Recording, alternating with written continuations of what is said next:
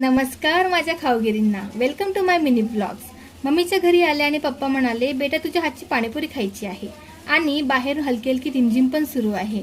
पप्पा लगेच म्हणाले, मी बाहेरून पुरी आणि मसाला घेऊन येतो, तू फक्त घरचं पाणी आणि बाकीचं साहित्य बनव, मग आपण सगळे एकत्र बसून खाऊ।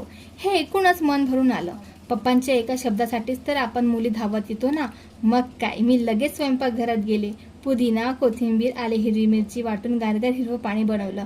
चिंच गुळाचं गोड पाणी तयार केलं। बटाटा चना मिक्स केला। पप्पा तोपर्यंत कुरकुरीत पुरी आणि मसाला घेऊन आले। मग मी पुरीला होल पाडून त्यात सगळं मिश्रण भरून घेतलं, वरून थंडगार पाणी ओतलं आणि पहिली पाणीपुरी मी पप्पांना दिली। पप्पा म्हणाले, बेटा बाहेरपेक्षा 100 पट चांगली झाली। अशा छोट्या छोट्या गोष्टीतच खरं सुख असतं।